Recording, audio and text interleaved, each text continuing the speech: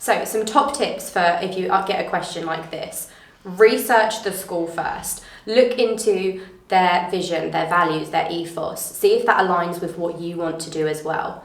Also, go on their school website and see if there's any community engagement they've been doing recently, any projects they've got on, anything that you could also get involved with and that would be exciting for you. ABC School has the motto, "Inspire every pupil," which is something I hope I instil through my teaching career and within every lesson I teach. I believe pupils learn more when they have that initial spark of enthusiasm for a subject, and I think it's the teacher's job to instil this in them and motivate them. I also notice you do a lot of work in the community, for example, running choir events to help raise money for local issues. Another thing is the experiences that you give your pupils. This was a really good answer because it enabled the interviewers to see that the candidate had done some research on the school. They mentioned the school's vision, they talked about the values and the community feel that they had, and it really enabled them to see that actually the candidate wants to work at this school for the right reasons. So with questions like this, schools are looking for open and honest answers. So think about your practice, subjects that you're passionate about, things that maybe you've received really positive feedback on from maybe mentors or observations. In terms of points for development, you want to make sure that you're honest about your skill set. Schools are really there to support you as much as you are there to support the children.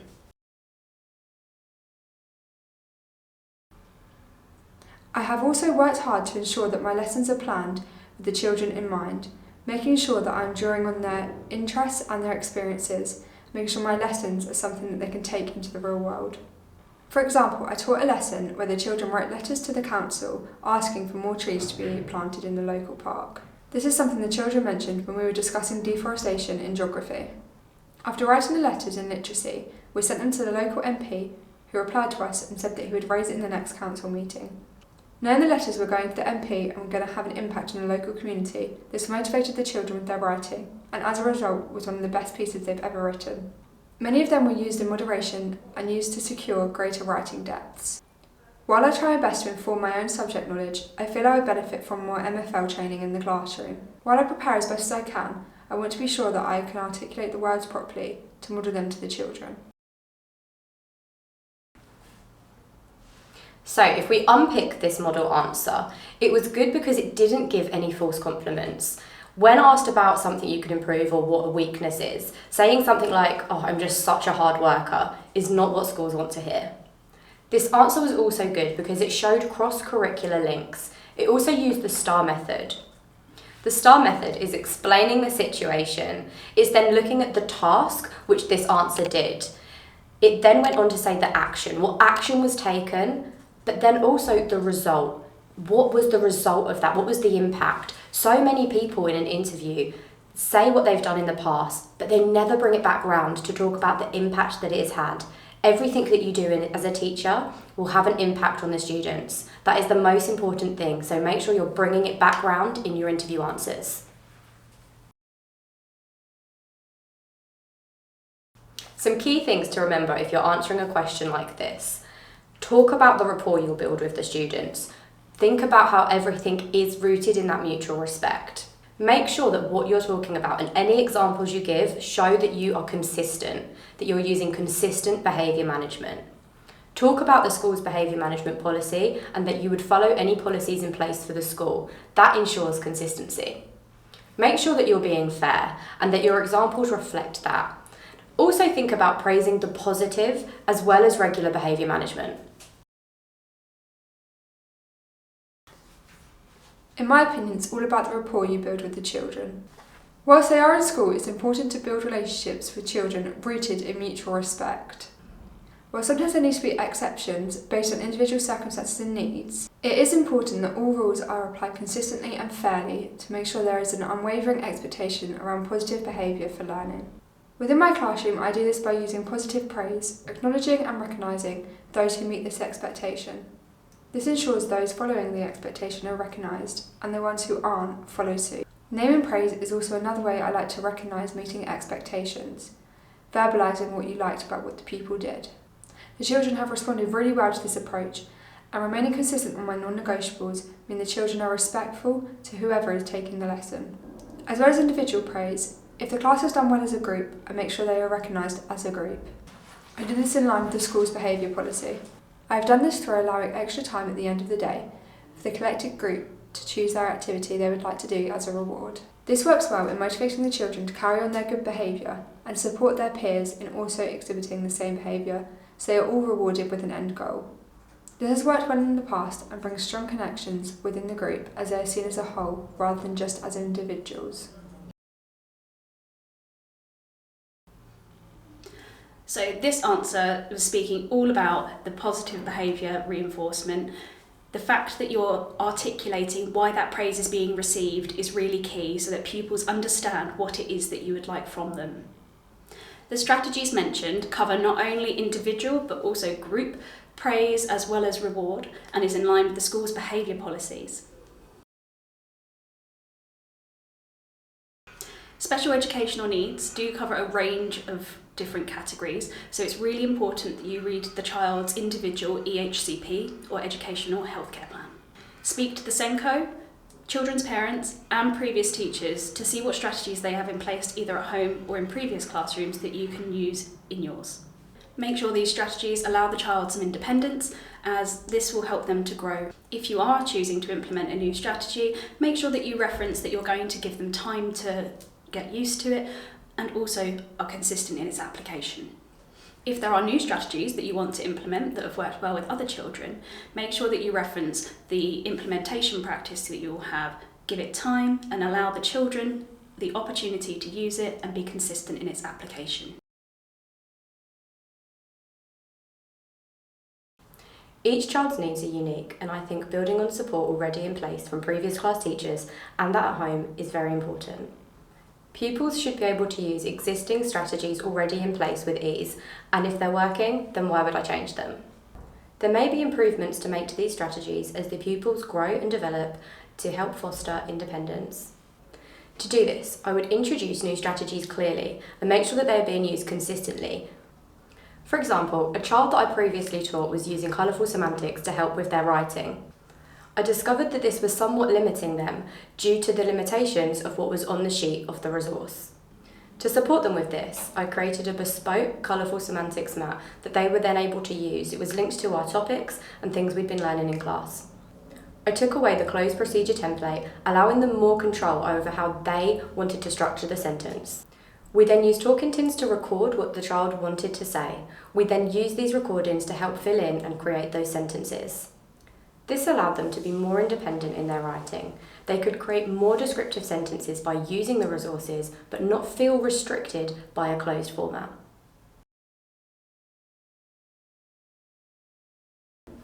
This example answer was really good because it shows that this person was not afraid to change something that wasn't working, and they used their initiative.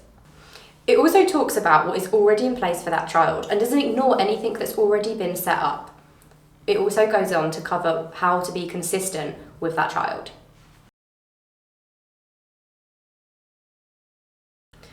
Now, some top tips for if you get a question like this. Make sure you are up to date with the latest Keeping Children Safe in Education. It will help your understanding of some of the questions that you could be asked. Also talk about the school safeguarding policy. As with the behaviour question we had previously, looking at the school's policies and following their safeguarding policies will be of the utmost importance during your time at school. Look up local issues in the area that are local to the school so you can get a feel of some of the safeguarding issues that may be a problem for that particular school. And finally, if you don't have an example of how you've dealt with safeguarding before, maybe you're an ECT or it's your first teaching role, don't make it up. Schools will be able to tell if you're making it up. However, you would have had to follow a safeguarding policy at any schools you were training in. You may have been witness to a safeguarding incident that you might not have dealt with directly, but you can talk about that and what you would do in the future. So safeguarding is the practice of policy making and procedures that are put in place to prevent children from coming to harm. Schools do this by implementing policies and procedures of safe working practices to ensure that there are safeguards in place to protect children. While I've not experienced any safeguarding issues myself, as I'm a student teacher, while I was on practice placement, we did have an incident where I did have to make a safeguarding report.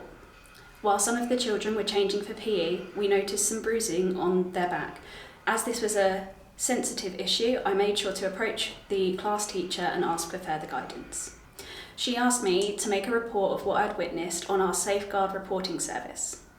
As I wasn't the class teacher, it wasn't appropriate for me to follow up. However, the class teacher then spoke to the designated safeguard lead and followed their procedure. If this were my class, I would approach the child and ask open-ended questions about how the bruises came to be. Even if these bruises came about from natural play, I would still make a report on our safeguarding system just to ensure that there was a record of any of the concerns that I had.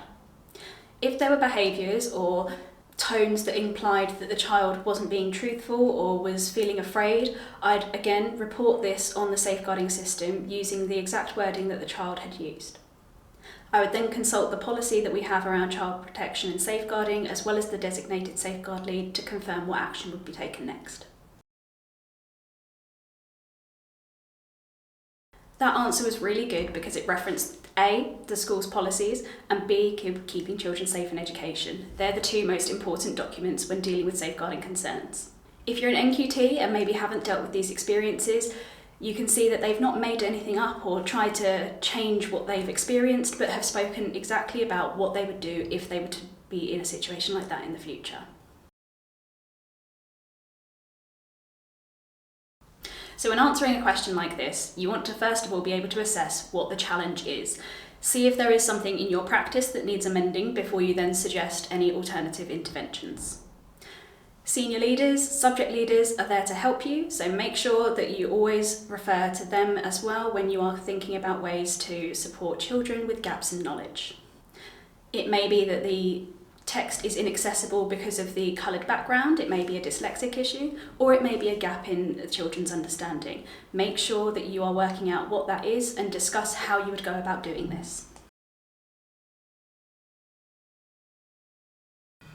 The 15 to 20 minutes is enough to get the children to practice what they need to succeed. I would spend 5 to 10 minutes modelling to the child the skills they would need to succeed on the Monday. I would then use the remainder of the week to allow them to practice those skills and allow them the time to ask for any questions and ask for help if they need it. Pupils then feel more confident in their learning and they are not seen as different or missing any learning to make up for these skills. So the example answer we've just seen was great because it showed that there was reflective practice beforehand. It then went on to look at targeted support and differentiation, showing how you can be adaptable as a teacher. The answer then went on to give an example of past success and the impact that that had. For questions like this, consider what they're actually asking.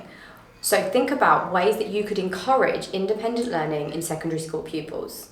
Think of a whole range of different ways to do this, and then pick some examples that you can then use and feel confident talking about during the interview. Things such as inquiry-based learning, critical thinking, choice and debate are all things that you can use to help you answer this question. Just make sure you've got some examples to help you back up what you're saying.